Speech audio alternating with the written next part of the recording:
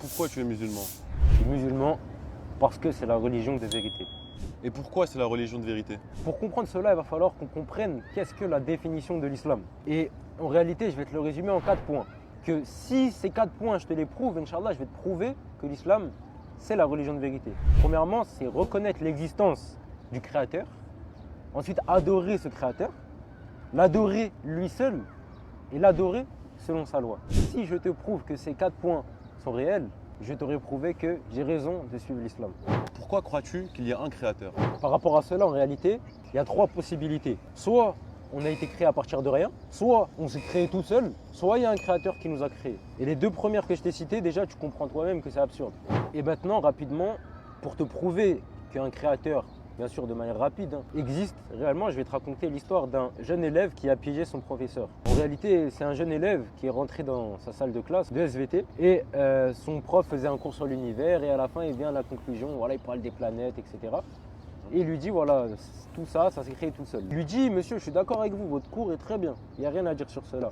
Mais par contre, vous ne pouvez pas dire que l'univers s'est créé tout seul, je ne suis pas d'accord. Il y a forcément un créateur. Le professeur pas d'accord, lui dit non, qu'est-ce que tu dis dans mon cours? Il ne le laisse pas parler. Le jeune élève, respectueux, ne va pas répondre à son professeur et va essayer de lui répondre d'une manière plus réfléchie et plus intelligente. En réalité, la récréation, donc l'heure de pause a sonné quelques temps après. Alors que tout le monde est sorti de la classe, le jeune élève est resté dans la classe et a pris un stylo.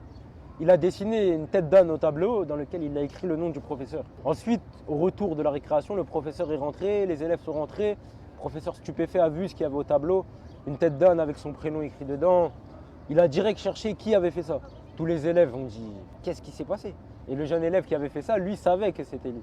Sachant que personne ne s'est dénoncé, le professeur a commencé à dire « Si personne se dénonce, punition collective. » Et là, en réalité, il commençait à rentrer dans le piège du jeune élève.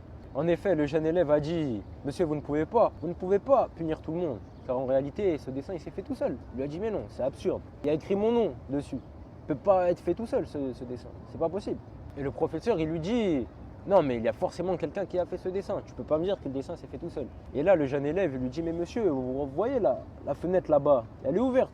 Il y a eu un courant d'air. La craie, elle s'est levée toute seule.